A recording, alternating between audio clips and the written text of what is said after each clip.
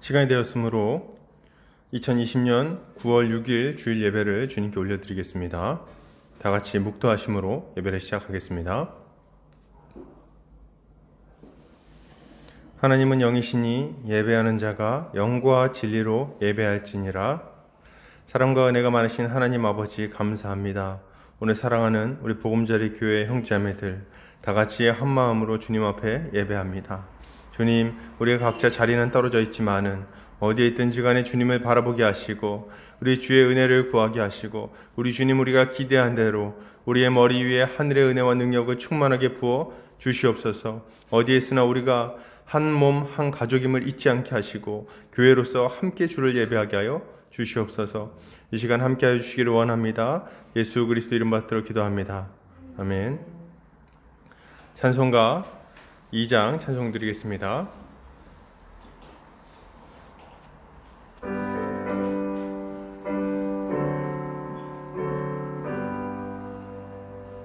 찬양 성부 성자 성령 성삼위일체께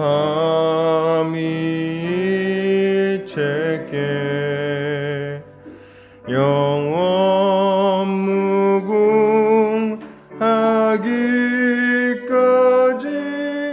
영광을 돌리세 영광을 돌리세. 아멘. 이 시간 다 같이 사도신경으로 우리의 신앙을 고백하겠습니다. 다 같이 고백합니다. 전능하사 천지를 만드신 하나님 아버지를 내가 믿사오며 그 외아들 우리 주 예수 그리스도를 믿사오니 이는 성령으로 잉태하사 동정녀 마리아에게 나시고 본디오 빌라도에게 고난을 받으사 십자가에 못 박혀 죽으시고 장사한 지 사흘 만에 죽은 자 가운데서 다시 살아나시며 하늘에 오르사 전능하신 하나님 우편에 앉아 계시다가 저리로서 산자와 죽은 자를 심판하러 오시리라. 성령을 믿사오며 거룩한 공회와 성도가 서로 교통하는 것과 죄를 사하여 주시는 것과 몸이 다시 사는 것과 영원히 사는 것을 믿사옵나이다. 아멘. 다 같이 우리 주님이 가르쳐 주신 기도하겠습니다. 하늘에 계신 우리 아버지여, 이름이 거룩히 여김을 받으시오며 나라 임하옵시며 뜻이 하늘에서 이룬 것 같이 땅에서도 이루어지이다. 오늘날 우리에게 일용할 양식을 주옵시고 우리가 우리에게 죄 지은 자를 사하여 준 것 같이 우리 죄를 사하여 주옵시고 우리를 시험에 들게 하지 마옵시고 다만 악에서 구하옵소서. 대개 나라와 권세와 영광이 아버지께 영원히 싸움나이다. 아멘. 이 시간 우리 한 주간을 돌아보면서 주님 앞에 회개의 기도를 드리는 시간 갖겠습니다. 우리가 주님께 불순종했던 일이 있다면, 우리의 마음으로 우리의 생각으로 주님께 거역했던 일이 있다면, 또 악한 것을 탐냈던 일이 있다면 이 시간 회개하고 주께서 깨끗하게 씻어주시기를 구하도록 하겠습니다. 다 같이 기도하겠습니다. 사랑과 은혜가 많으신 하나님 아버지, 오늘도 주님 앞에 이렇게 예배하고자 나왔습니다. 주님 아버지, 우리가 주를 예배하고자 할 때에 우리 자신을 다시금 돌아보게 됩니다.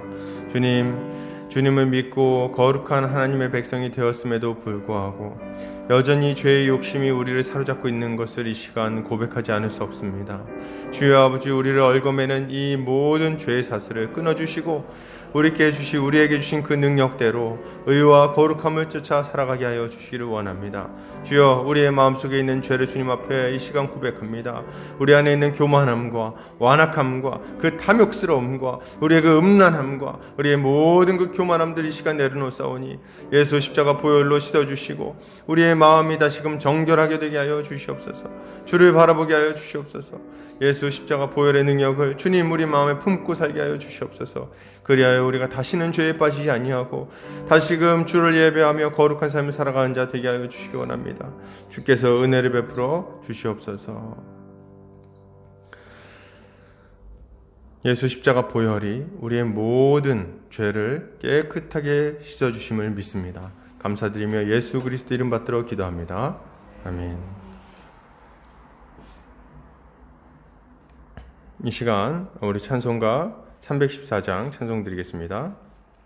찬송가 314장입니다.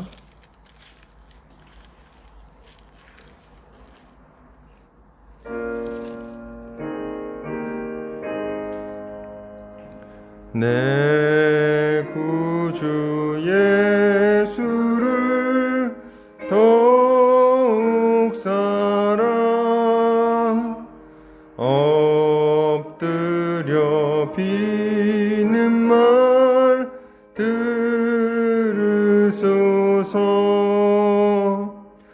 내 진정 소원이 내 구주 예수를 더욱 사랑 더욱 사랑. 이전엔 세상 나 기뻤어도 지금 내 기쁨은 오직 예수. 다만 내 비는 말 내 구주 예수를 더욱 사랑 더욱 사랑. 이 세상 떠날 때 찬양하고 숨질 때 하는 말 이것일세. 다만 내 비는 말 내 구주 예수를 더욱 사랑 더욱 사랑.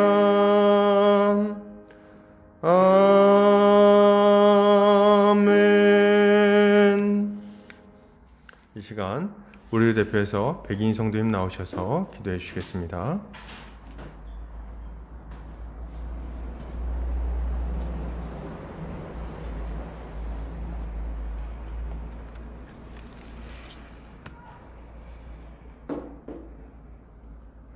하나님은 우리의 피난처시요 힘이시니 환난 중에 만날 큰 도움이시라. 그러므로 땅이 변하든지 산이 흔들려 바다 가운데 빠지듯이 바닷물이 솟아나고 뛰놀든지 그것이 넘침으로 산이 흔들릴지라도 우리는 두려워하지 아니하리라. 한 시내가 있어 나뉘어 흘려 하나님의 성 곧 지존하신 하나님의 성소를 기쁘게 하도다. 하나님이 그 성 중에 계시니 성이 흔들리지 아니할 것이라. 새벽에 하나님이 도우시리라. 아멘. 사랑과 공의의 하나님, 죄인들을 살리시려 독생성자 예수님을 십자가에 내어주시고 십자가의 복음을 믿는 자들에게 의롭다 여겨주시며 영생과 구원을 선물로 주시며 하나님의 자녀라는 놀라운 신분을 부여하시고 하나님 나라의 복을 누리며 살게 하시니 참으로 감사와 찬양을 올려드립니다. 온 세상은 코로나 바이러스로 인하여서 그 위협 앞에 공포와 신음과 고통 중에 있습니다. 그러나 그 와중 속에서도 하나님 나라의 소망을 둔 성도들에게 지혜와 총명함을 허락하사 세상 사람들과 같이 아우성치거나 두려워하지 않게 하셔서 이 어려운 시기를 지혜롭고 현명하게 대처하며 환난 중에 큰 도움이 되시는 하나님께 은혜와 자비를 구하는 저희들 되게 하옵소서. 속히 코로나가 진정되어 우리가 생명처럼 여기는 예배가 회복되길 원합니다. 이 시간 영상으로 예배드리는 성도들을 돌봐주시고 그 가운데 자정하사 성령을 부으셔서 하나님께서 받으실 만한 참된 예배자로 서게 하여 주시길 원합니다. 이 어려움 속에서 믿음의 길에서 이탈되거나 주저하는 성도가 없도록 믿음의 주가 되시며 우리를 온전케 하시는 예수님을 더욱 바라보는 시기가 되게 하여 주시옵소서. 주님께서 피로 값주고 사신 보금자리 교회를 돌아보아 주사 성령께서 하나 되게 하신 것을 힘써 지키며 서로 사랑하고 주님께서 명령하신 복음 전하는 것이 사명이며 복임을 깨달아 기쁨으로 감당케 하여 주옵소서. 미래의 주역이 될 다음 세대들을 하나님 말씀으로 무장시켜 주시고 자로나 우로나 치우치지 않고 그리스도의 장성한 분량까지 자라나고 또한 하늘 영광 드러내는 그리스도의 역군 되게 하여 주옵소서. 예배하는 이 시간 길이요 생명이요 진리 대신 복된 말씀 가지고 단위에 서실 안종현 담임 목사님께 지혜와 계시형을 충만케 하사 복음을 정확하고 풍성하게 전하고 가르쳐서 좋은 열매 많이 맺게 하여 주시길 원합니다. 또한 이 모양 저 모양으로 헌신하시며 협력 목회하시는 안정호 목사님께도 성령의 충만함을 허락하사 맡으신 사역을 통해서 많은 영혼이 주께 돌아오는 기쁨을 맛보며 귀한 사명을 충성스럽게 감당케 하여 주시옵소서. 말씀을 받는 성도들의 굳은 마음을 기경하사 부드럽고 겸손한 마음으로 말씀을 받아 마음판에 새기며 삶의 현장에서 하나님의 말씀을 구체적으로 실천하며 순종하며 살아가게 하여 주시옵소서. 감사드리오며 예배의 시종을 성령님께 의탁드립니다. 우리의 피난처가 되시며 방패가 되시고 환난 중에 만날 큰 도움이 되시는 예수님의 이름으로 기도드립니다. 아멘.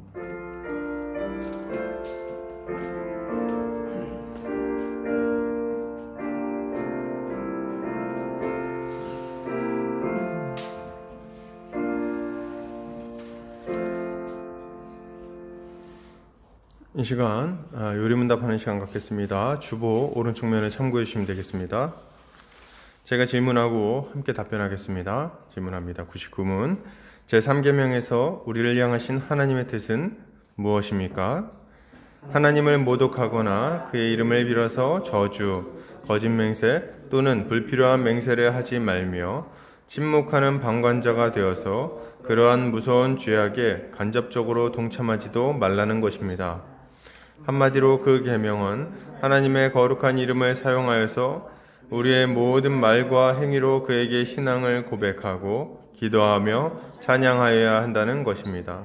백문 맹세와 저주로서 하나님의 이름을 모독하는 것이 그것을 방조하거나 금지시키지 않은 자들에게까지 분노하실 만큼 그렇게 무서운 죄입니까?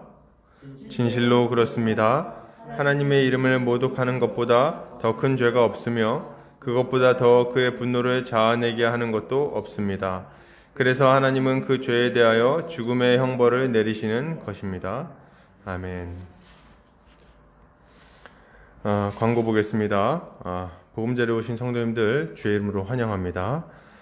주님 안에서 함께 자라가기를 소망합니다. 지금 비록 이렇게 우리가 온라인으로 함께 하고 있지만 그럼에도 우리는 예수 그리스도 안에선 하나이며 또 함께 자라가는 자들임을 늘 잊지 않고 기억했으면 좋겠습니다. 이런 시기에 오히려 더 서로 자주 전화하고 연락하고 또 서로를 좀 돌봐야 되겠다는 생각을 새삼 해봅니다. 코로나 바이러스가 유행 중입니다. 인사는 악수 대신 목례로 하도록 하겠습니다. 정부 지침에 따라 당분간 식사와 오후 성경 공부는 없습니다. 하나님의 도우심으로 이 병마가 속히 사라지도록 기도해야 되겠습니다. 지금 좀 약간 가라앉고 있는 추세긴 하지만 그럼 언제든지 좀 심해질 수 있으니까 우리가 좀 주의하고 서로의 건강을 위해서 좀 섬기는 우리가 됐으면 좋겠습니다. 말씀선교센터와 한책의 사람들, 말씀운동연합과 누룩운동, 장신 바이블 스터디와 숙명회대 시카 모임 가운데 많은 열매가 있도록 기도해 주시면 감사하겠습니다. 오늘 말씀 보겠습니다. 마가복음 12장입니다. 마가복음 12장 1절에서 12절까지 말씀입니다. 마가복음 12장 1절에서 12절. 제 성경으로는 신약성경 75페이지에 있습니다. 한 절씩 교독하고 마지막 절 함께 읽겠습니다. 제가 먼저 읽겠습니다. 예수께서 비유로 그들에게 말씀하시되 한 사람이 포도원을 만들어 산 울타리로 두르고 집자는 틀을 만들고 망대를 지어서 농부들에게 새로 주고 타국에 갔더니 내가 이르되 농부들에게 포도원 소출을 얼마를 받으려고 한 종을 보내니 그들이 종을 잡아 심히 때리고 거저 보내었거늘 다시 다른 종을 보내니 그의 머리에 상처를 내고 능욕하였거늘 또 다른 종을 보내니 그들이 그를 죽이고 또 그 외 많은 종들도 더러는 때리고 더러는 죽인지라. 이에 한 사람이 나왔으니 곧 그가 사랑하는 아들이라 세우로 이를 보내며 이르되 내 아들을 종살이라 하였더니 그 농부들이 서로 말하되 이는 상속자니 자 죽이자 그러면 그 유산이 우리 것이 되리라 하고 이에 잡아 죽여 포도원 밖에 내버렸느니라. 포도원 주인이 어떻게 하겠느냐 와서 그 농부들을 진멸하고 포도원을 다른 사람들에게 주리라. 너희가 성경에 건축자들이 버린 돌이 무궁히 이것은 주로 말미암아 된 것이요 우리 눈에 놀랍도다함을 읽어보지도 못하였느냐 하시니라. 그들이 예수의 이 비유가 자기들을 가리켜 한 말씀이신 줄 알고 잡고자 하되 무리를 두려워하여 예수를 두고 가니라. 아멘. 마가복음 12장 1절에서 12절까지 포도원 주인의 마음이라는 제목으로 말씀을 함께 나누도록 하겠습니다. 이 시대는 열매가 없는 시대요 두려움이 없는 시대라고 할 수 있겠습니다. 사람들은 하나님을 두려워하지 않는 것 같습니다. 사람들을 말할 것 없이 목사들이 하나님을 두려워하지 않는다는 생각을 제가 지울 수가 없습니다. 얼마나 방자하게 행하는지 깜짝 놀랄 지경이에요. 정말 하나님을 아는 사람이라면 하나님 앞에서 감히 고개를 드는 것도 두려워해야 마땅한데 그들은 이성이 없는 사람들처럼 함부로 말하곤 합니다. 그런 자들의 말에 쉽사리 넘어가는 것은 얼마나 안타까운 일이겠습니까? 그리고 여러분 지금 이 시대를 보면 하나님을 두려워하지 않을 뿐만 아니라 하나님이 요구하시는 열매가 있다는 것도 모르는 것 같습니다. 문제는 세상이 이렇게 하는 것이야 그러려니 하겠는데 이런 모습이 교회 안에서도 나타난다는 겁니다. 교회를 다님에도 불구하고 적절한 열매를 맺지 못하는 경우가 얼마나 많습니까? 교회를 다님에도 불구하고 하나님이 원하시는 경건의 열매를 맺고자 하는 열심이 전혀 없는 것은 또 얼마나 많이 봅니까? 하나님을 두려워하지도 않고 열매도 맺지 않는 그런 사람들이 너무 많이 있다는 거죠. 여러분, 우리는 오늘 이런 이 시대의 모습에 대해서 주님이 어떻게 평가하시는지 살펴보고 우리가 어떻게 살아가야 할 것인지 함께 생각해 보도록 하겠습니다. 우리 지난주에 마가복음 11장 27절부터 33절을 좀 살펴봤는데요. 거기서 우리는 대제사장들과 그리고 서기관들이 이제 자기의 무리를 끌고 와서 예수님에게 묻는 것을 좀 보았습니다. 너는 누구의 권위로 이런 일을 했냐? 성전에 와서 우리 장사하는 걸 막은 게 너냐? 왜? 누구의 권위로 이런 일을 했느냐? 이렇게 물어보는 걸 우리가 봤습니다. 그때 우리 주님이 그들에게 말씀하셨죠. 내가 너네한테 한 말을 물을 건데 너네가 대답하면 나도 대답하겠다. 요한의 세례가 하늘로부터냐? 아니면 사람으로부터냐? 그때 이들이 대답하지 않습니다. 왜냐하면 자신들이 대답하면 어떤 대답을 하든지 간에 올무에 걸릴 거라는 생각을 했던 것 같습니다. 우리 주님은 그들을 깨우치기 위해서 아주 중요한 질문을 하셨는데도 불구하고 그들은 그 질문을 완악하게 거절한 거예요. 우리 주님의 도전을 아주 완악한 마음으로 거절했다는 거예요. 뭐라고 거절합니까? 우리가 모르노라. 우리가 알지 못한다. 세례 요한이 하나님으로부터 온 하나님의 선지자라는 것은 온 백성들이 다 알고 있었는데도 불구하고 그들은 그렇게 아주 완악한 대답을 하는 거예요.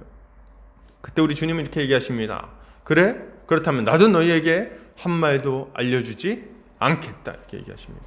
그리고 나서 그 이야기를 들은 대제사장들과 서기관들과 그 무리들에게 이 비유를 설명하고 계시는 거죠. 그러니 오늘 본문은 이 완악하게 우리 주님의 회개 요구를 거절한 자들에게 우리 주님이 어떤 경고를 하시는지를 보여주는 본문이라고 할 수 있는 것입니다. 오늘 예수께서 제사장들과 모여든 사람들에게 비유를 드시는데요. 비유는 이렇습니다. 한 사람이 포도원을 만들어 산 울타리로 두르고 집자는 틀을 만들고 망대를 지어서, 이거 같이 한번 읽어볼까요? 12장 1절입니다. 같이 읽겠습니다. 시작.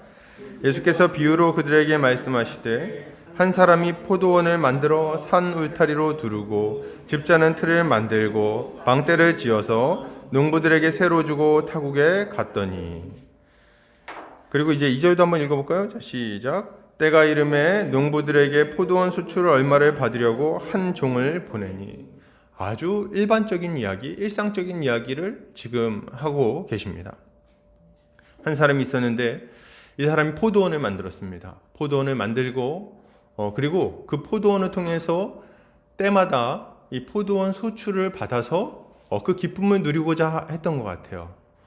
그런데 그렇게 하려고 그랬는데 이제 준비를 합니다. 어떻게 준비합니까? 먼저 산 울타리로 둘러요. 울타리로 이렇게 딱 둘러가지고 어떻게 합니까? 그 늑대나 아니면 온갖 중에 나쁜 산짐승들, 여우라든지 뭐 이런 애들 와가지고 포도원 나무를 상하지 못하게 하려고 이렇게 딱 울타리를 둘러놓습니다.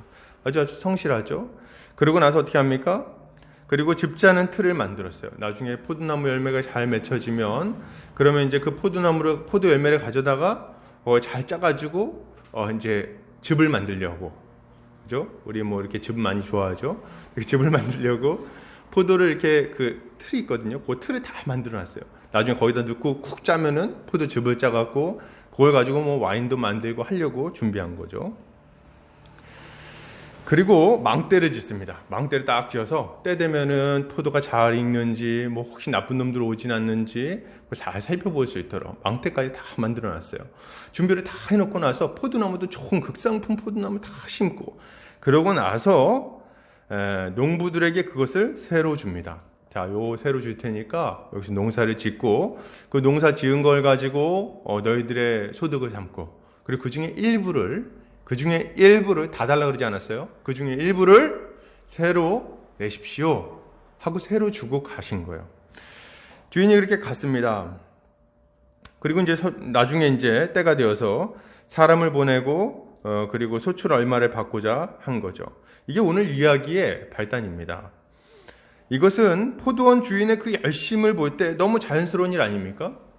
이 사람이 산울타리 다 두르고 거기다 포도나무 다 심고 그러고 나서 거기다가 뭐 망대를 짓고 그리고 포도 집자는 틀까지 다 만들어 놓고, 그러니까 뭐 건물 짓고 거기다가 뭐 커피숍을 한다면 거기다가 에스프레소 기계 다 갖다 놓고 그리고 의자 세팅 다 해놓고 인테리어 다 해놓고 그러고 나서 이제 직원을 뽑아가지고 거기다 둔 거예요. 매니저를 뽑아가지고. 그러면서 정상 끝나고 나면 월급 가져가고 그리고 일정 수익을 새로 내시오 이렇게 얘기를 한 겁니다. 받는 게 당연합니까? 안 당연합니까? 받아야죠. 포도나무는 다 주인 것이고 그 산울타리도 주인이 했고 그리고 거기 그 망대도 주인이 지었어요. 주인이 발품 팔아서 다 만들어놨다는 거예요. 그러니 세를 요구하는 것은 얼마나 당연하냐는 거예요. 이것이 주인으로서 농부들에게 요구할 마땅한 권리라는 겁니다. 예수님의 이 비유는 하나님과 그 백성인 이스라엘의 관계를 아주 잘 보여줍니다. 이 비유는 뭘 보여줍니까? 하나님께서 이스라엘 백성들이 열매 맺을 만한 모든 것들을 이미 다 준비해 놓으셨고 이미 그 열매를 맺을 수 있도록 다 해주신 다음에 그 다음에 그들에게 열매를 구하고 계신다는 것을 알려주는 거예요. 하나님은 이스라엘 백성을 택하셨습니다. 그리고 그들에게 복을 베풀어 주셨어요. 이스라엘 민족의 조상인 아브라함을 메소포타미아에서 불러내십니다. 우상 숭배나 하면서 살고 있을 때 그를 불러내어서 복을 주시겠다고 말씀하시죠. 왜 그렇습니까? 우리 주님은 아브라함을 불러내신 목적을 분명하게 얘기해 주십니다. 그를 통해서 모든 민족에게 복을 주기를 원하신다고 말씀하세요. 아브라함을 불러내서 하나님은 아브라함을 복의 근원으로 만들고 그를 통해서 열방이 복을 받게 하시겠다고 약속을 주십니다. 우리 창세기 12장 1절부터 3절 같이 읽어보겠습니다. 자, 시작. 여호와께서 아브라함에게 이르시되 너는 너의 고향과 친척과 아버지의 집을 떠나 내가 내게 보여줄 땅으로 가라. 내가 너로 큰 민족을 이루고 내게 복을 주어 내 이름을 창대하게 하리니 너는 복이 될지라. 너를 축복하는 자에게는 내가 복을 내리고 너를 저주하는 자에게는 내가 저주하리니 땅의 모든 족속이 너로 말미암아 복을 얻을 것이라 하신지라. 아멘. 뭐라고 말합니까? 땅의 모든 족속이 너로 말미암아 복을 얻을 것이라. 이게 하나님이 구하시는 열매인 거예요. 우리 주님은 아브라함을 통해서 열방을 구원하고자 하는 계획이 있으셨습니다. 그래서 아브라함을 불러내신 거예요. 그 우상 숭배하는 아주 보잘것없는 인물을 불러내서 그를 이 가나안 땅에 심으십니다. 그리고 그를 키워가지고 그를 통해서 열방이 복을 받도록 하려고 하신다는 거예요. 이게 우리 주님의 계획인 거죠. 그리고 하나님 어떻게 하십니까? 약속을 주신 이후에는 그것을 아주 신실하게 이루고 가십니다. 아브라함의 그 보잘것없음은 성경을 보면 금방 등장합니다. 얼마나 믿음이 없는지, 얼마나 쉽게 흔들리는지, 얼마나 약속을 못 믿는지 말이에요. 그런데 그럼에도 불구하고 하나님은 아브라함을 버리지 않으세요. 신실하게 붙들어 주시고 신실하게 끌어주십니다. 때를 따라서 은혜를 베푸시고 때를 따라 경험을 주시고 때를 따라 승리하게 하시고 때를 따라 먹을 것을 주신다는 거예요. 그래가지고 아브라함이 믿음의 사람, 믿음의 조상이 되게끔 만들어 주십니다. 백세나 되어 죽은 것 같은 몸에서 아이를 낳게 하시는 거예요. 이렇게 함으로써 하나님의 백성으로서의 면모를 갖추게끔 하십니다. 그리고 그 자손들에게 계속해서 약속을 주시고 그 아브라함에게 주신 약속을 성취해 가시는 거예요. 그리고 하나님은 아브라함의 자손들이 애굽 땅에서 400년간 종살이할 때도 아주 약속대로 신실하게 그들을 보호하시고 번성하게 하십니다. 그리고 때가 이르렀을 때 그들의 종되었던 애굽 땅에서 건져내시죠. 당시 강대한 제국이었던 애굽 땅을 10가지 재앙으로 치시고 그리고 그들을 홍해를 건너 애굽을 빠져나오도록 만드십니다. 이에 대해서 성경은 이렇게 얘기합니다. 우리 주님이 출애굽기에 보면 시내산 위에서 하나님이 이스라엘 백성들과 언약을 맺을 때 그때 이런 이야기가 나와요. 출애굽기 19장 4절부터 6절 읽겠습니다. 시작. 내가 애굽 사람에게 어떻게 행하였음과 내가 어떻게 독수리 날개로 너희를 업어 내게로 인도하였음을 너희가 보았느니라. 세계가 다 내게 속하였나니 너희가 내 말을 잘 듣고 내 언약을 지키면 너희는 모든 민족 중에서 내 소유가 되겠고 너희가 내게 대하여 제사장 나라가 되며 거룩한 백성이 되리라. 너는 이 말을 이스라엘 자손에게 전할지니라. 아멘.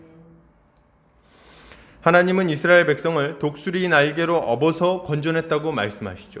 독수리 날개로 업어서 건져냈다. 누가 독수리처럼 업으신 거예요?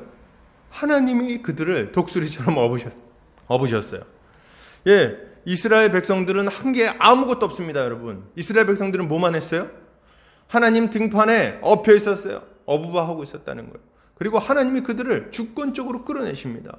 여러분, 그 강대한 민족 애굽 족속을 애굽 제국을 10가지 재앙으로 치십니다. 그래가지고 그들이 꼼짝도 못하고 이들을 내보낼 수밖에 없게 만드셨어요. 그리고 홍해를 만났을 때 뒤에서는 애굽 군대가 쫓아오고 앞에는 홍해가 막고 있고 그때 하나님께서 홍해를 반으로 갈라버리십니다. 그리고 이스라엘 백성들이 거기서 막 불만하고 있을 때 열린 길로 탈출하게 만들어주세요. 그 사이로 건너게 하시고 쫓아오는 애굽 군대는 그 홍해 한가운데서 다 수장당하게 만들어버리십니다. 그들의 위협을 완전히 없애버리시는 거예요. 그리고 나서 광야로 갔을 때는 어떤 일이 일어납니까? 마라의 쓴물을 만납니다. 물이 있어서 도무지 먹을 수가 없는 거예요. 그런데 우리 주님은 그 물도 단물로 바꿔주시죠. 마시고 그리고 생명을 얻게 만들어주십니다. 아침에는 만나를 내려주셔서 그들이 먹고 그리고 배부르게 하시고 반석을 쳐서 물이 나오게 하시고 낮에는 구름 기둥으로 밤에는 불 기둥으로 그들을 인도해 주십니다.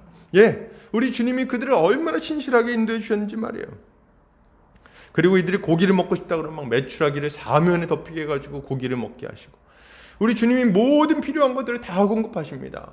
나중에 이런 이야기가 나옵니다. 40년 동안 광야에서 이들이 유리할 때, 방황할 때, 불순종해서 그때도 우리 주님 신실하게 은혜를 베푸셔서 이 사람들의 40년간 신발이 닳지 않도록 만들어주셨어요. 40년간 줄이지 않고 40년간 광야에서 목말라 죽지 않게 만드셨습니다. 예, 이게 우리 주님이 그들에게 행하신 일들인 거예요. 우리 주님은 주권적인 능력으로 그들을 업어서 구원하십니다. 이스라엘 백성들은 정말 아무것도 한 일이 없어요. 아무것도 한 일 없이 우리 주님의 그 주권적인 은혜로 구원을 얻은 것입니다.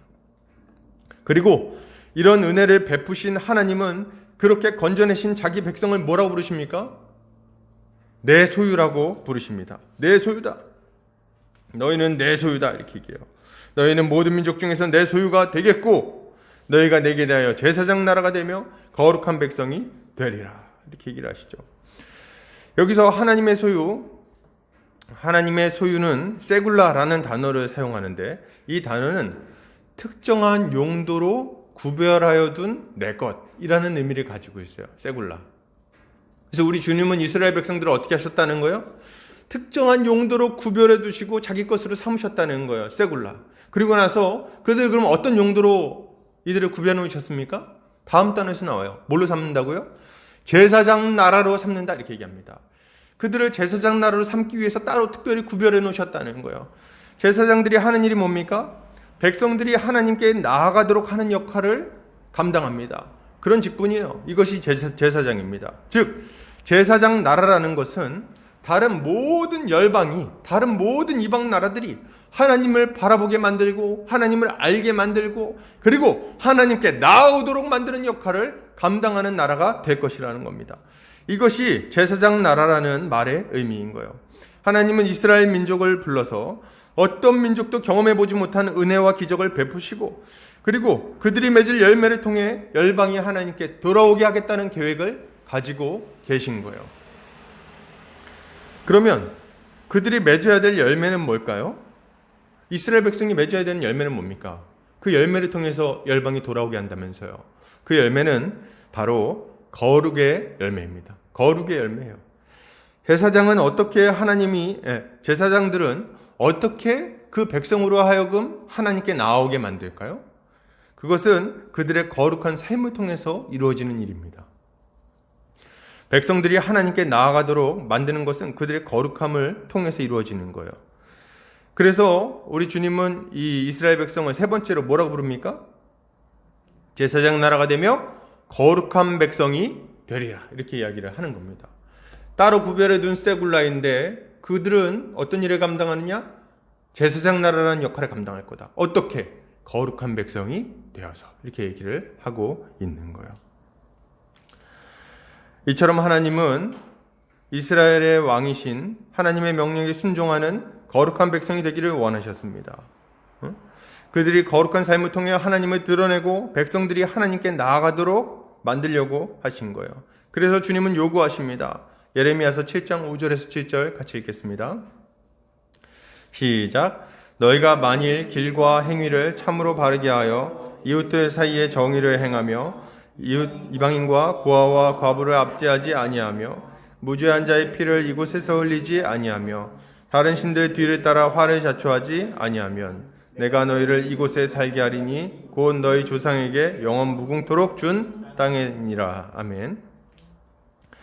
이것이 하나님께서 이스라엘 백성들에게 구약 전체를 통해서 요구하고 계신 겁니다. 뭡니까? 길과 행위를 참으로 바르게 하여 이웃들 사이에 정의를 행하는 것. 나그네와 고아와 과부를 돌보는 것. 무죄한 피를 흘리지 않는 것. 다른 신의 뒤를 쫓아 화를 자초하지 않는 것. 이게 우리 주님이 요구하시는 거예요. 이게 거룩입니다. 이게 경건이에요. 우리 주님이 이걸 원하고 계시다는 거예요. 이걸 통해서 모든 열방이 하나님께 나아오도록 만들려고 하신 겁니다.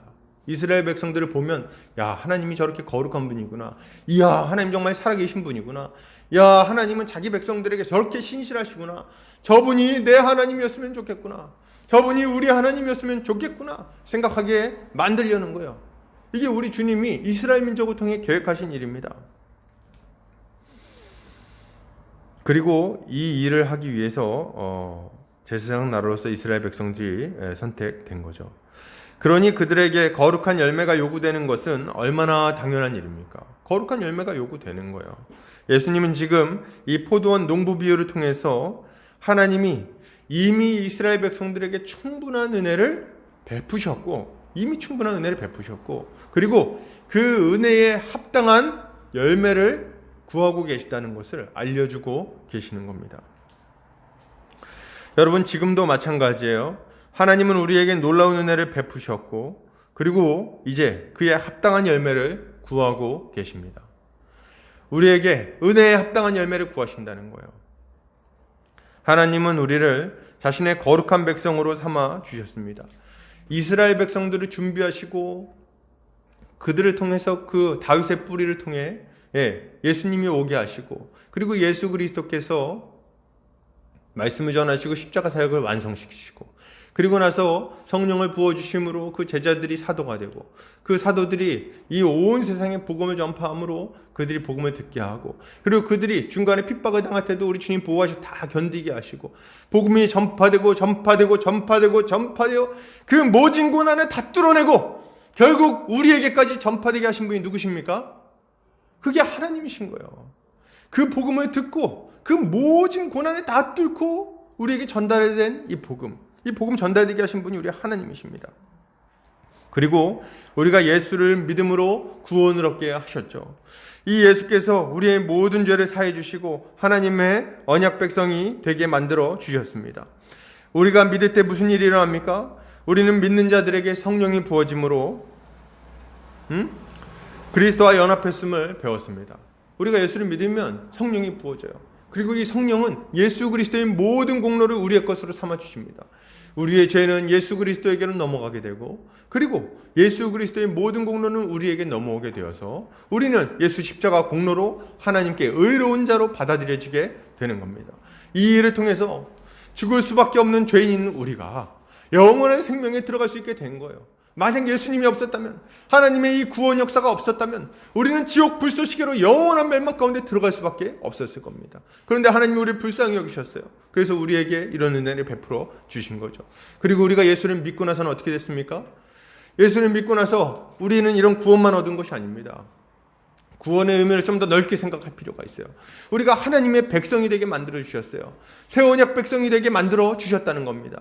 성령을 받아 성령의 능력으로 의롭게 살아가는 하나님의 일꾼들이 되게 만들어 주셨다는 거예요. 그래서 이제 우리는 어떻게 살아갑니까? 이 성령의 능력으로 얼마든지 의롭게 살아갈 수 있게 되었습니다. 우리는 의롭게 살아가는 자가 됐어요. 성령의 능력으로 의로운 삶의 열매, 경건의 열매를 맺을 수 있게 되었다는 겁니다. 그런 하나님의 사람이 된 우리에게 우리 주님이 뭘 요구하신다는 거예요? 자, 내가 너에게 이렇게 충만한 은혜를 베풀어 주었으니 이제 너도 합당한 열매를 내게 다오, 이렇게 요구하신다는 거예요. 합당한 열매를 내게 다오. 그렇다면 하나님이 우리에게 구하시는 열매는 뭡니까? 참된 경건은 뭡니까? 이스라엘 백성들에게 요구하던 것과 똑같은 거예요. 야고보서 1장 27절 같이 한번 읽겠습니다. 자, 시작. 하나님 아버지 앞에서 정결하고 더러움이 없는 경건은 곧 고아와 과부를 그 환난 중에 돌보고 또 자기를 지켜 세속에 물들지 아니하는 그것이니라. 너무 분명하지 않습니까? 우리 하나님이 우리에게 구하는 경건의 열매는 뭡니까? 참된 경건은 뭐예요? 고아와 과부를 돌보는 겁니다. 연약한 자들을 돌보는 거예요. 눈물 흘리고 있는 자들의 눈물을 닦아주는 거예요. 넘어진 자들을 일으켜 세워주는 겁니다. 이게 우리 주님이 원하시는 거예요. 아픈 자들에게 병 낫는 약을 주고, 배고픈 자들에게 먹을 것을 주고, 낙심한 자들에게 위로와 힘이 되는 말을 해주는 것이 우리 주님이 우리에게 원하시는 경건의 열매라는 거예요. 이걸 원하고 계십니다. 그리고 자기를 지켜 세속에 물들지 않는, 이 우리 주님이 바라시는 것 아닙니까? 돈을 너무 사랑한다는 게 문제 아닙니까? 돈을 얼마나 사랑하는지 하나님보다 더 사랑합니다. 쾌락을 얼마나 사랑하는지 쾌락을 따라서 자기 인생을 내던집니다. 그러고도 아무 문제가 없다고 생각하니 이게 어찌된 일입니까? 여러분, 우리 주님은 세속에 물들지 않기를 바라십니다. 연약한 이웃들을 돌보기를 바라십니다. 재물의 노예, 쾌락의 노예, 죄악의 노예가 되지 않기를 바라십니다. 우리 주님이 이걸 우리에게 바라세요. 그러므로 우리가 경건의 열매를 맺으려면 우리의 이웃을 돌보는 것이 너무 마땅합니다. 주변을 좀 돌봐야 되겠어요. 여러분, 우리에게 있어서 고아와 과부는 누굽니까? 우리 주변에 우리가 관심을 갖고 돌봐야 될 형제 자매는 없나요? 그리고 자기 자신을 주의 깊게 좀 살펴봐야 됩니다. 혹시 우리는 세속에 물들어 있는 것 아닙니까? 나는 혹시 돈 사랑하고 있는 것 아닌가요? 육신의 정욕, 안목의 정욕, 이생의 자랑에 마음을 다 뺏기고 있는 것은 또 아닙니까? 우리가 만약 이런 것에 마음을 빼앗기고 욕심꾸러기처럼 살아가고 있다면, 그렇다면 우리는 주님이 원하시는 경건의 열매와 아주 거리가 멀다는 것을 알아야 되겠습니다. 자꾸 경건이라 그러니까 이렇게 눈 감고 기도하면서 경건 이렇게 하는 걸 생각하시는 분들이 있는데, 여러분, 기도는요 경건한 삶을 살게 하는 능력이지 경건의 본질이 아닙니다. 기도의 그 의미를 좀 이해할 필요가 있어요. 기도를 통해서 하나님 앞에 서고 하나님으로부터 공급되는 은혜와 능력을 받고, 그리고 원하는 열매를 맺어야 되는 거예요. 그거 자체가 열매가 아니란 말입니다. 답답하게 이렇게 거기서 그렇게 기도한 다음에 밖에 나가서 탐욕스럽게 살고 이웃을 때리고 그렇게 아주 못된 짓 한다면 그 하나님이 기뻐하시겠습니까? 너무 당연히 아닌 것을 그렇게 오해하면 안 되는 거죠. 여러분, 그렇다면 이런 너무나 당연한 삶을 살지 못하는 이유는 뭘까요? 왜 이런 삶을 살지 못할까요? 이 농부들은 왜 이 바보같이 당연히 내야 되는 세를 안 낼까요? 그 이유가 뭘까요? 그것은 이들이 아주 큰 오해를 하고 있었기 때문입니다. 어떤 오해입니까? 포도원 농부들은 이 포도원이 자기들 것이라고 착각했어요. 자기들 것이라고 착각했습니다. 그래서 주인이 있고 주인에게 세를 마땅히 바쳐야 된다는 생각을 못한 거죠. 이게 아주 큰 착각이에요. 주인이 세를 요구하는 사람을 보냈는데, 야, 이거 우리 건데 네가 뭔데 이거 세를 요구하냐, 안 주겠다, 그러고 막 거절하는 거죠. 여러분, 우리도 마찬가지예요. 이런 똑같은 착각을 합니다. 어떤 착각이요? 우리의 인생이 우리 것이라는 착각을 합니다. 그래서 어떻게 합니까? 우리 마음대로 살고 우리 유익을 위해서 온갖 종류의 나쁜 짓을 하고, 그리고 하나님의 말씀에 불순종하는 거죠. 그러다가 거룩의 열매를 맺지 못하는 겁니다. 제가 지금 안 믿는 사람들 얘기만 하는 거 같이 들리십니까? 교회를 다니는데도 이런 모습을 가진 사람들이 얼마나 많은지 몰라요. 그게 문제죠. 그러나 여러분, 한번 생각해 보십시오. 한번 생각해 보세요. 믿든 안 믿든 한번 생각해 보시기 바랍니다.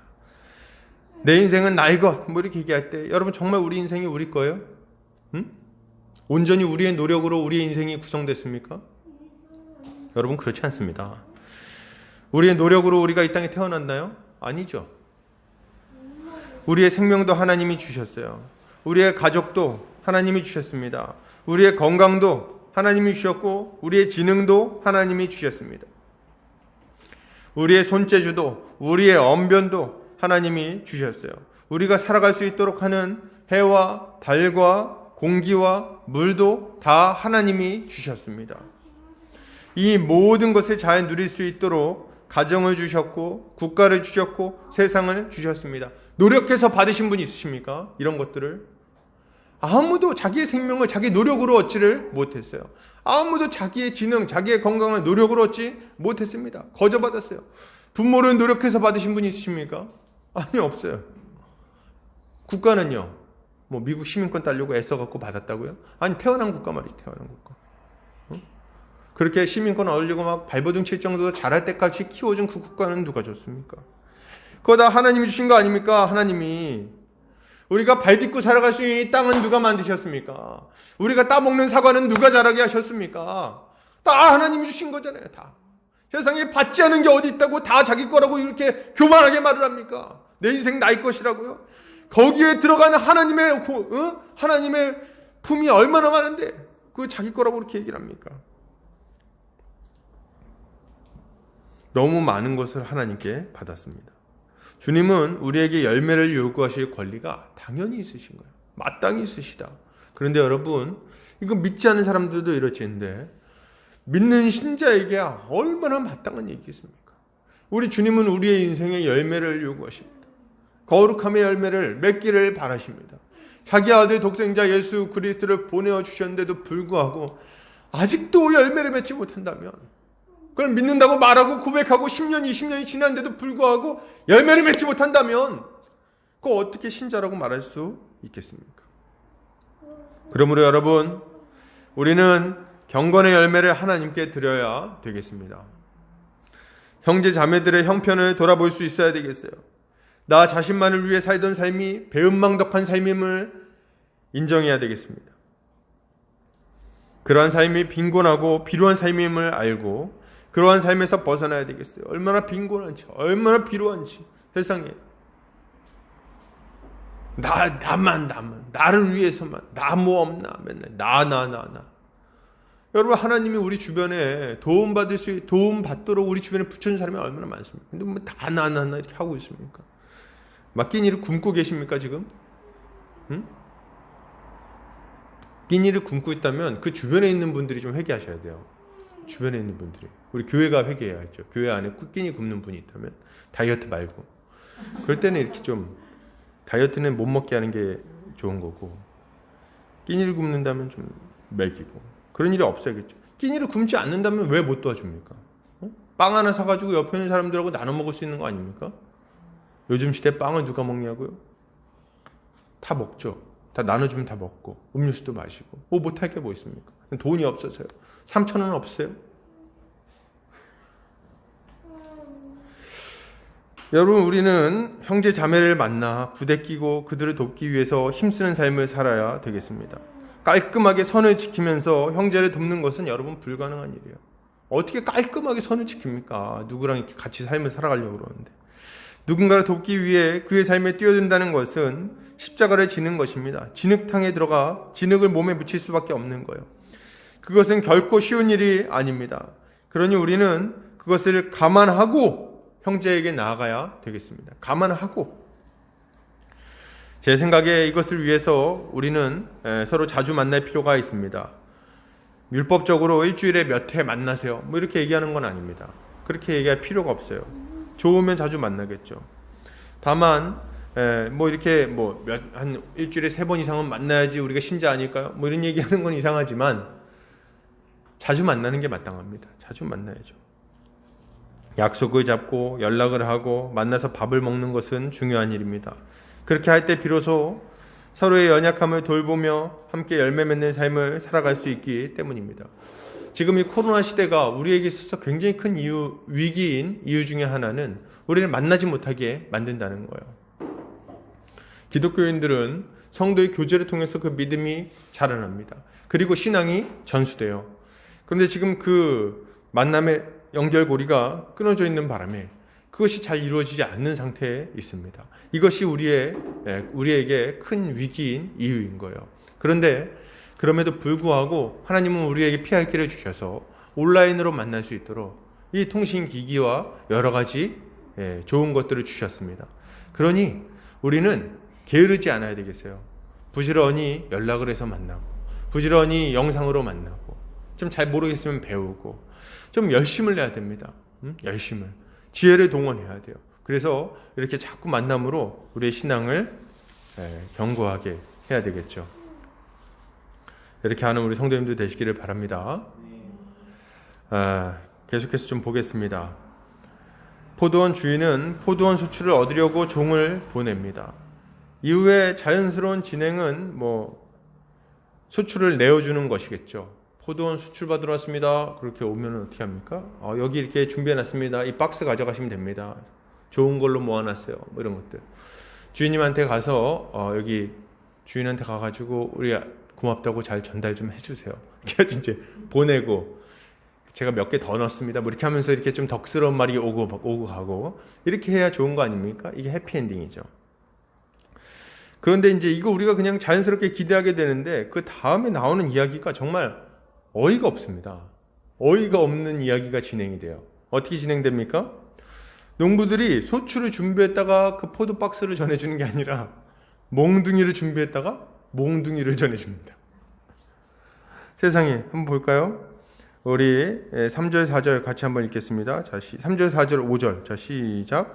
그들이 종을 잡아 심히 때리고 거저 보내었거늘 다시 다른 종을 보내니 그의 머리에 상처를 내고 능욕하였거늘 또 다른 종을 보내니 그들이 그를 죽이고 또 그 외에 많은 종들도 더러는 때리고 더러는 죽인지라.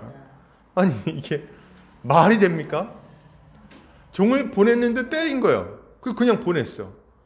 그러니까 주인이 그 듣고 야 너 거기 맞고 왔어? 야 이거 어떻게 된 거야? 네가 가봐 이번에. 딴 애 보냈어.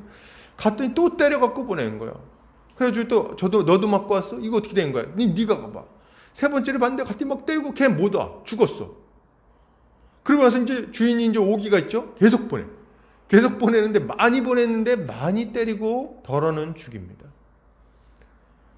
주인이 뭐 억울하게 한 게 있습니까? 주인이 못 구할 걸 구했습니까? 주인이 뭐 가서 그들의 생명을 구했습니까? 주인이 뭘 어떻게 했다고 이렇게 대우하냐는 거예요. 그 종들은 또 무슨 죄입니까? 가서 많이 맞고 많이 죽고 말이죠. 아주 비참한 일이 일어납니다. 정말 너무 나쁜 놈들이에요. 너무 악한 자들입니다. 너무 악한 자들. 이제 무슨 일이 생길까요? 저 같으면 당장 군대를 일으켜가지고 다 쓸어버려! 이렇게 해가지고 다 죽여버릴 텐데 더 충격적이고 어이없는 일이 발생합니다. 뭡니까? 주인이 이렇게 얘기해요. 6절 같이 읽겠습니다. 시작. 이제 한 사람이 남았으니 곧 그가 사랑하는 아들이라. 최후로 이를 보내며 이르되 내 아들은 존대하리라 하였더니.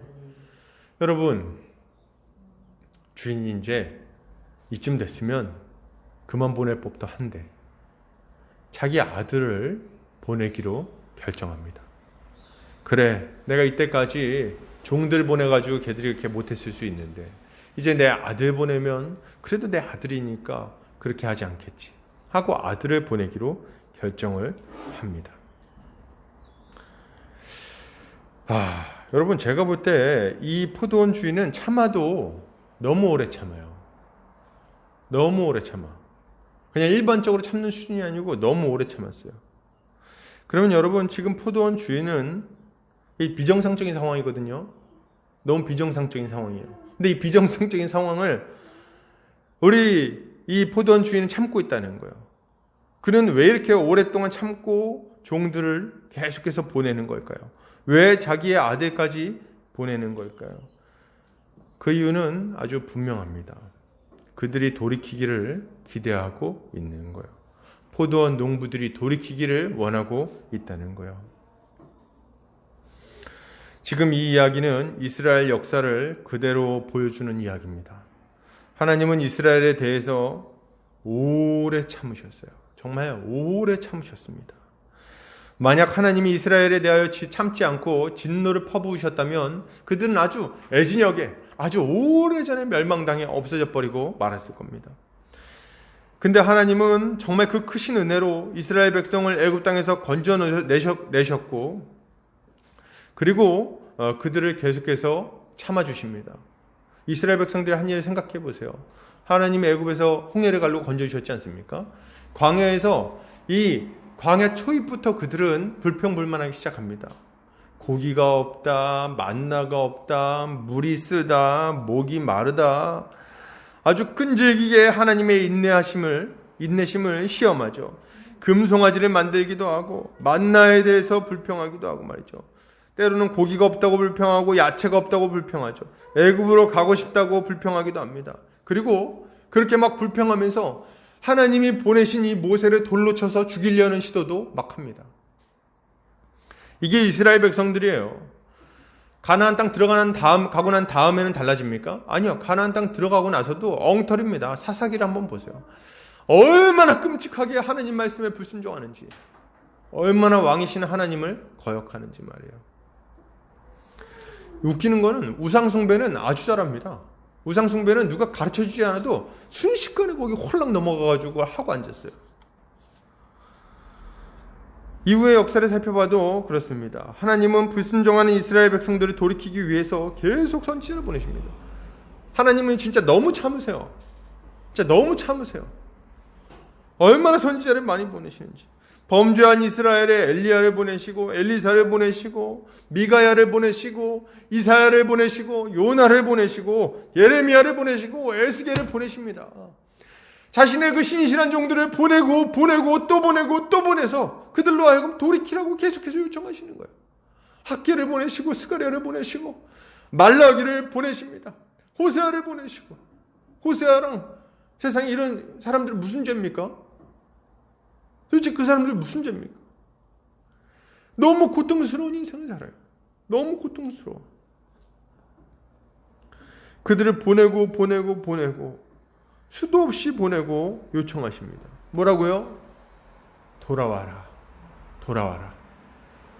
돌아올 거면 단대 가지 말고 나에게로 돌아와라. 이게 우리 주님의 메시지입니다. 이스라엘 백성들이 들었던 메시지는 단순해요. 돌아와라. 참, 그 선지서를 읽고 있으면 하나님의 그 간절한 마음이 절절히 느껴집니다. 절절히. 그러나 여러분, 이스라엘 백성은 듣지를 않습니다. 그들은 하나님의 일꾼들을 받아들이지 않고 더 완악해집니다. 더러는 때리고, 더러는 죽이고, 더러는 구덩이에 던지고, 더러는 톱으로 켜고, 더러는 양가죽을 씌워서 사자우리에 집어 넣습니다. 이게 그들이 한 일이에요. 선지자들은 마치 이 신실했던 하나님의 종들은 마치 세상의 찌꺼기 취급을 받으면서 맞고 조롱당하고 죽음의 위협 속에서 살아가다가 비참하게 죽었습니다. 여러분, 이게 이스라엘의 역사입니다. 이게 이스라엘의 역사예요. 로마서에서는 이 상황을 이렇게 평가합니다. 같이 읽어볼까요? 자, 시작. 이사야는 매우 담대하여 내가 나를 찾지 아니한 자들에게 찾은 바 되고 내게 묻지 아니한 자들에게 나타났노라 말하였고, 이스라엘에 대하여 이르되 순종하지 아니하고 거슬러 말하는 백성에게 내가 종일 내 손을 벌렸노라 하였느니라. 아멘. 야, 순종하지 않고 거슬러 말하는 백성에게 우리 하나님 종일토록 손을 내밀고 계셨어요. 돌아와라, 제발. 여러분, 그러면 하나님은 왜 이렇게 오래도록 이스라엘을 참으실까요? 당장 멸망시켜도 시원치 않을 자들을 왜 이렇게 오래 참아주시는 겁니까? 아까도 말씀드렸지만 너무 이유가 명확합니다. 주님은 죄인이 죽는 것을 기뻐하지 않으십니다. 하나님은 어찌하든지 간에 그들을 구원하기를 바라신다는 거예요. 에스겔서 18장 23절 같이 한번 읽어볼까요? 자, 시작. 주 여호와의 말씀이니라. 내가 어찌 악인이 죽는 것을 조금인들 기뻐하랴. 그가 돌이켜 그 길에서 떠나 사는 것을 어찌 기뻐하지 아니하겠느냐. 아멘. 여러분, 지금도 마찬가지예요. 하나님은 오래 참으십니다. 우리가 실수하고 잘못한다고 즉시로 때린다든지 버리지 않으십니다. 우리의 무지와 어리석음에도 불구하고 하나님 우리를 버리지 않으십니다. 하나님은 이 악한 자들을, 우리를 오래 참으십니다. 하나님 오래 참으세요. 왜요? 우리가 멸망당하지 않기를 바라시기 때문에 그렇습니다. 우리가 망하기를 원하지 않으시는 거예요. 어떤 이들은 주님이 생각보다 늦게 오신다면서 우리 주의 재림을 우스갯거리로 삼습니다. 좋아요. 우리 주님 늦게 오시는 것처럼 느껴지시나요? 그럼 우리 주님 왜 늦게 오는 것처럼 느껴질까요? 우리 주님 왜 아직까지 안 오셨을까요? 성경은 이렇게 말합니다. 베드로서 3장 9절 같이 읽겠습니다. 시작. 주의 약속은 어떤 이들이 더디다고 생각하는 것 같이 더딘 것이 아니라 오직 주께서는 너희를 대하여 오래 참으사 아무도 멸망하지 아니하고 다 회개하기에 이르기를 원하시느니라. 아멘. 다 회개하기를 바라고 계신 거예요. 여러분, 이 이야기를 통해 교훈을 얻으시기를 바랍니다. 어리석고 완악한 농부들과 같이 하지 않으시기를 바랍니다. 하나님은 우리가 회개하고 예수를 믿음으로 생명을 얻기를 바라십니다. 우리가 망하는 것, 심판받는 것을 우리 주님 원하지 않으신다는 거예요. 어찌하든지 간에 우리가 살기를 바라세요. 그래서 주님은 오래도록, 정말 오래도록 우리를 참아주고 계신 겁니다. 요한복음 3장 16절. 하나님이 세상을 이처럼 사랑하사 독생자를 주셨으니 이는 저를 믿는 자마다 멸망치 않고 영생을 얻게 하려 하심이니라. 예, 하나님이 우리를 그렇게 사랑하셨어요. 어떻게 알 수 있냐고요? 아들을 내어주신 걸 보면 알 수가 있습니다. 여러분, 우리 주님 우리가 살기를 바라세요. 우리가 예수를 믿던 믿지 않던 지금 우리는 하나님의 자비 아래서 살아가고 있다는 것을 분명히 아시기 바랍니다. 우리 하나님의 자비가 아니었다면 이 세상은 진작에 결단났어요. 그러니 우리가 가져야 할 마땅한 반응은 뭡니까? 먼저는 하나님을 거절하고 나 자신을 왕으로 삼고 살아가던 삶을 청산하고 예수를 믿는 겁니다. 회개하고 예수를 믿으면 하나님은 그를 용서하실 겁니다. 사도 바울은 빌립보 감옥의 간수에게 이렇게 요청하죠. 이르되, 같이 한번 읽어볼까요? 아니, 없나요? 뒤에 사도행전? 제가 읽겠습니다. 이르되 주 예수를 믿으라. 그리하면 너와 내 집이 구원을 받으리라 하고, 주 예수를 믿으라. 그리하면 너와 내 집이 구원을 얻으리라. 이게 사도 바울이 전한 메시지였어요.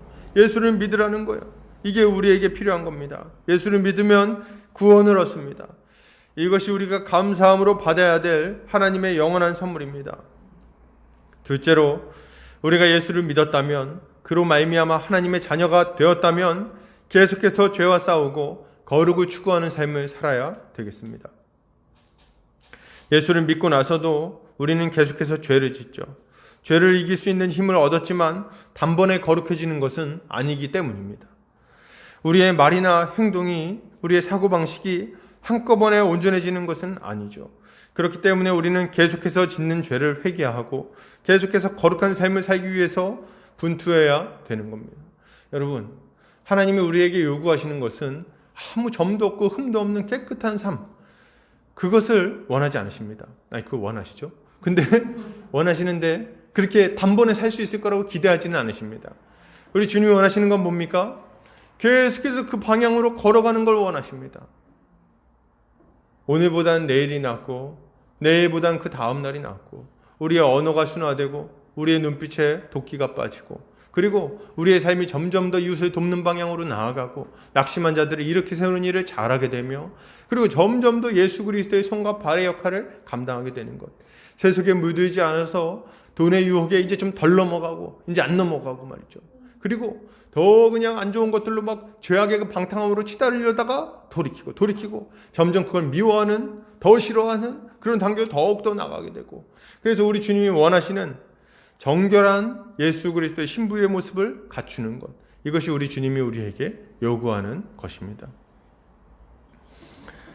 이렇게 살아 우리 주님이 원하는 열매를 맺는 성도님들 되시기를 주의 이름 축복합니다. 이야기는 이렇게 마무리가 됩니다. 농부들은 포도원 주인의 기대에 어긋나는 행동을 하고 말죠. 포도원 주인은 그 아들을 공경하리라 기대했지만 농부들은 그 아들을 잡아 죽이고 포도원을 빼앗을 계획을 세웁니다. 정말 상상도 못할 어리석음이죠. 마지막 기회를 잃어버리는 이들의 모습에 정말 소름이 끼칩니다. 결론은 어떻게 될까요? 포도원 주인은 군사를 끌고 와서 그들을 다 진멸시켜 버립니다. 그리고 그 포도원은 열매 맺는 다른 농부에게 넘겨지게 되는 거죠. 예수께서는 이 이야기를 마치신 이후에 건축자의 버린 돌이 모퉁이의 머릿돌이 되었다는 이야기를 하십니다. 그죠? 건축자의 버린 돌이 모퉁이의 머릿돌이 되었다함을 너희가 들어보지 못했느냐, 뭐 이런 얘기를 하세요. 사실 우리는 이 얘기 들을 때 무슨 소리지? 갑자기 돌을 왜 얘기하지? 뭐 이런 생각할 수 있어요. 그러자 근데 이 얘기를 들은 제사장들과 서기관들과 장로들은 분노합니다. 아주 화를 냅니다. 사실 본문만 봐서는 이들이 왜 화를 내는지 잘 이해가 안 되기도 합니다. 그런데 동일한 이야기를 마태복음에서는 이렇게 쓰고 있어요. 같이 한번 읽어볼까요? 자, 시작. 예수께서 이르시되 너희가 성경에 건축자들이 버린 돌이 모퉁이의 머릿돌이 되었으나니 이것은 주로 말미암아 된 것이요 우리 눈에 기이하다 함을 읽어본 일이 없느냐. 그러므로 내가 너희에게 이르노니 하나님 나라를 너희는 빼앗기고 그 나라의 열매 맺는 백성이 받으리라. 이 돌 위에 떨어지는 자는 깨지겠고 이 돌이 사람 위에 떨어지면 그를 가루로 만들어 흩으리라 하시니. 아멘. 무슨 말입니까? 여기서 건축자들은 종교 지도자들을 의미합니다. 주님은 그들이 버린 돌이었던 예수가 새로운 성전의 모퉁이 돌이 된다는 말씀을 하고 계시는 거예요. 그리고 그들에게서 하나님 나라를 빼앗아 열매 맺는 백성에게 줄 것이라고 말씀하고 계신 겁니다. 그래서 저들은 예수님의 말씀에 분노하는 거죠. 자신들이 기대했던 것들을 예수께서 다 빼앗아 다른 이들에게 넘겨주겠다고 하니 화가 날 수밖에 없는 겁니다. 여러분, 정말 두렵게도 주님의 예언은 아주 정확하게 이루어집니다. 예수님을 거절한 이스라엘은 AD 70년에 로마에 완전히 멸망당하고 맙니다. 로마에 멸망당할 때 그 기사를 요세푸스라는 사람이 기록했는데 그 기록을 보면 정말 비명이 나올 정도로 끔찍합니다. 그 안에 이스라엘 백성들이 로마가 딱 와가지고 이 이스라엘의 반란을 진압하고자 옵니다. 저 위에서부터 아래로 오면서 사람들이 막 돌아다니면서 죽입니다. 사람들이 공포에 질려가지고 예루살렘으로 모여요. 왜 예루살렘으로 모입니까? 예루살렘은 안 망할 거라는 확신이 있었어요. 성전이 있으니까 다 모여듭니다. 그래서 예루살렘에 수십만 명의 사람들이 모였는데 로마 군대가 와가지고 그 주변을 딱 둘러쌉니다. 다 둘러싸요. 그리고 거기 둘러싸서 거기서 이제 항전을 벌이기 시작합니다. 그 바깥으로 도망 나오면 다 죽어요. 근데 예루살렘은 요새 도시라서 예루살렘 안에는 몇 년 동안 먹을 수 있는 식량과 물이 다 있었습니다. 우물도 있었고 막 이랬어요. 그래서 얘네들이 제대로만 버텼으면 오랫동안 버틸 수 있었습니다. 그런데 그 예루살렘 성 안에서 끔찍한 일이 일어납니다. 그 안에서 파벌이 갈려가지고 각 다양한 파가 있거든요. 그 파벌이 갈려가지고 서로 막 서로를 죽이고 암투하고 막 음식 창고에다 식량 창고에다 불을 지르고 우물에다 독을 타고 이런 일들이 막 벌어집니다. 그래가지고 사람들이 물을 못 마시고 식량을 못 먹는 거예요. 그래서 그 안에 아주 극심한 기근이 막 찾아오게 됩니다. 그런 와중에 막 투항하자 그러는데 몇몇 선지자들이 나타나가지고 자칭 예수라고 하는 자들이 나타나가지고 뭐라 그럽니까? 지금 투항하면 안 된다. 하나님께서 너희를 이기게 해주실 것이다. 이런 얘기를 막 합니다. 이 거짓 선지자들이. 그래가지고 얘네들이 투항할 수 있는 그 타이밍도 놓쳐요. 그 안에서 아주 끔찍하게 죽어가기 시작합니다. 그 일화 중에 하나는 뭐냐면 어떤 여자가 거기서 막 뭘 구워서 막 먹고 있는데 사람들이 배고프니까 쫓아와가지고 너 뭐 먹어? 내놔! 그러고 막 갑니다. 근데 뒤를 보니까 자기 아들을 구워 먹고 있었던 거예요. 그래가지고 그걸 이렇게 보면서 절반은 내가 먹고 절반은 가져가십시오. 이렇게 얘기하는 그런 일이 막 벌어집니다. 나중에 로마군이 들어가 봤더니 다 죽었어요. 다. 거의 다 죽습니다. 집안에 들어가 봤더니 문을 열고 들어갔더니 그 집안에 있는 사람들이 다 굶어 죽어가지고 비참하게 널브러져 있는 거 보고 로마 군인들이 정말 헛구역질을 하면서 나왔다는 기사들이 막 나와 있어요. 그 정도로 끔찍하게 아예 멸망을 당합니다. 여러분, 이것은 한 백성이 하나님의 백성이라는 지위를 잊어버리고 그리고 잃어버리고 그로 말미암아 완전히 멸망당하는 아주 비참한 현장을 보여주고 있는 거죠. 이것은 오고 오는 모든 세대에 전해져서 하나님을 떠난 백성이 어떠한 결과를 맞이하는지에 대한 엄중한 경고가 되었습니다. 이제 그들이 가지고 있던 지위는 새로운 하나님의 백성인 교회로 이어지게 됩니다. 이제 교회가 하나님의 백성으로서 하나님이 원하시는 열매를 맺으며 살아가야 되는 거죠. 그들은 빼앗겼고 우리는 얻었습니다. 여러분, 예수 그리스도는 마지막 기회인 거예요. 하나님은 계속해서 은혜를 베풀어 주셨어요. 이스라엘 백성들에게 그리고 우리에게. 그리고 마지막으로 베푸시는 은혜가 뭡니까? 바로 예수 그리스도이신 거죠. 하나님의 아들 예수 그리스도가 하나님이 베푸시는 마지막 은혜임을 여러분 아시기를 바랍니다. 이 예수까지 거절하면 아무도 구원을 받을 수 없어요. 하나님의 은혜를 거절하고 계속해서 죄를 짓는 자들이 어떻게 하나님의 심판을 피할 수 있겠습니까? 이제 아무도 부인하지 못할 만큼 확실한 증거로 하나님의 아들 예수 그리스도가 오셔서 죽으셨고 부활하셨는데 이제 무슨 말로 핑계할 겁니까? 죽은 자 가운데서 우리 주님이 부활하기까지 하셨는데 그것을 목격한 사람들이 수백 명이나 되는데 그로 말미암아 교회가 세워졌고 교회가 일으키는 기적과 이사도 너무나도 많이 있는데 어떻게 그것을 부정할 수 있겠냐는 거예요. 여러분, 만약 이것을 안 믿으면 소망이 없는 겁니다. 그러나 여러분, 하나님이 우리를 오래 참고 계십니다. 여러분, 하나님의 오래 참으심이 우리의 구원이 된다는 사실을 믿으시기를 바랍니다. 그러므로 우리는 하나님의 심판이 없다고 그의 징계가 없다고 생각해서는 안 됩니다.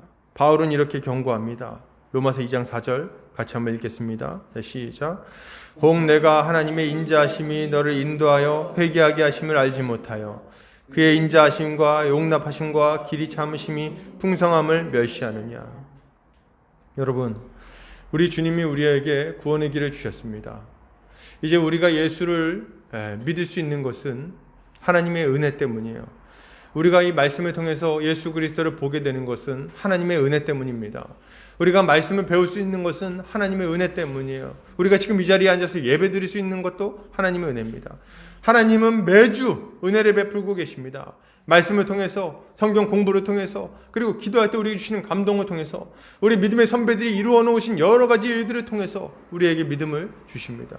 우리가 회개할 것을 요청하고 있다는 거예요. 그러니 우리는 망설이지 말고 우리 주님 앞에 다시금 나와야 되겠습니다.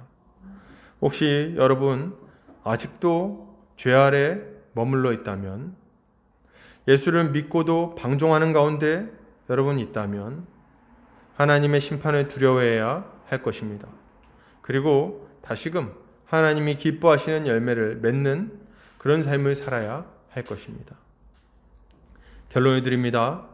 여러분, 하나님이 우리에게 먼저 은혜를 베푸셨어요. 그리고 우리에게 거룩의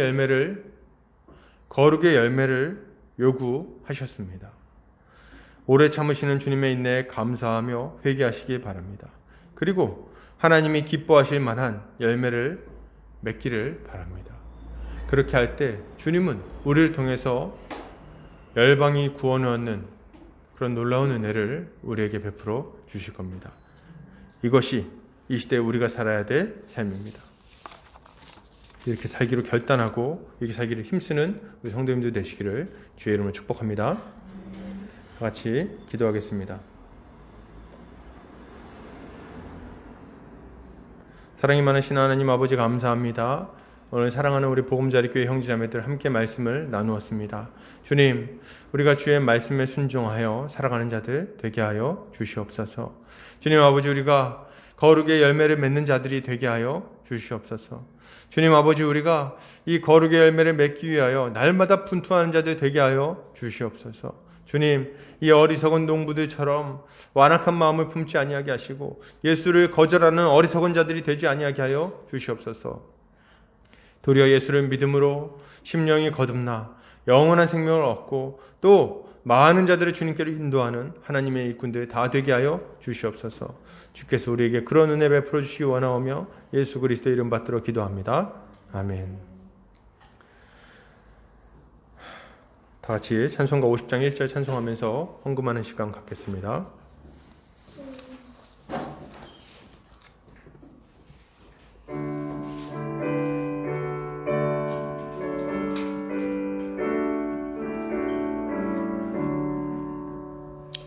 내게 있는 모든 것을 아낌없이 드리네. 사랑하고 의지하며 주만 따라 살리라. 주께 드리네, 주께 드리네. 사랑하는 구주 앞에 모두 드리네. 아멘. 기도하겠습니다. 사랑과 은혜가 많으신 하나님 아버지 감사합니다. 오늘 사랑하는 우리 보금자리교회 형제자매들 모여서 함께 주님 앞에 예배하고 또 우리의 마음과 물질과 우리의 인생을 올려드립니다. 주님 받으시고 마음껏 사용하셔서 주의 몸된 교회가 건강하게 세워지게 하여 주시옵소서. 주님, 우리 성도들 한평생 살아갈 때에 돈 때문에 울고 웃고 하지 않도록 필요한 것들 적절하게 채워주십시오. 일용할 양식을 주십시오. 그리하여 한평생 넉넉히 베풀며 다른 이들을 도우며 살게 하여 주시옵소서. 주님, 우리 성도들 믿음을 위하여 기도합니다. 우리 한 명 한 명 성도들 주님께서 이 어려운 시기에 건강 지켜주시고 그리고 그들의 믿음도 지켜주셔서 그들이 주님 믿음 잃어버리지 않도록 주께서 은혜 베풀어 주시옵소서. 도리어 이 어려운 시기에 하나님을 의지하여 믿음이 견고하게 자라나는 놀라운 은혜의 역사가 있게 하여 주시옵소서. 각 가정마다 주께서 은혜를 베풀어 주시고 아버지 몸이 연약한 자들 주님 몸을 주님께서 회복시켜 주시고 그리고 그들이 건강한 몸으로 다시 만나게 하여 주시옵소서. 주님 믿지 않는 가족들 주께서 믿게 하시고 그들이 이 어려운 시기에 도리어 하나님의 역사 하나님의 심판을 두려워하게 하시고 그리고 하나님께 돌아오게 하여 주시옵소서. 어린 영혼들 주님 기억하여 주시고 어려서부터 하나님의 일꾼으로 잘 자라나서 다음 세대를 감당할 만한 일꾼들 다 되게 하여 주시기 원합니다. 주님 다음 세대를 그들에게 맡겨야 하오니 주여 어렸을 때부터 말씀이 그들의 심령 가운데 깊이 새겨지게 하여 주시옵소서. 이제는 예수 그리스도의 은혜와 하나님 아버지의 극진하신 사랑하심과 성령의 감화 감동 교통인도 충만하신 은혜가 이제 어리석은 농부들처럼 우리 주님의 은혜를 거절하는 자들이 아니라 우리 주님이 원하시는 열매를 풍성히 맺고 기꺼이 주님 앞에 것을 올려드리는 지혜로운 자들이 다 될 수 있도록 주여 우리에게 은혜를 베풀어 주시옵소서. 이제는 예수 그리스도의 은혜와 하나님 아버지의 극진하신 사랑하심과 성령의 감화 감동 교통 인도하심이 우리 가운데 충만한 은혜를 구하고 또 그 열매를 맺기로 결단하는 자들의 머리 위에 이제로부터 영원까지 함께 있을지어다. 아멘.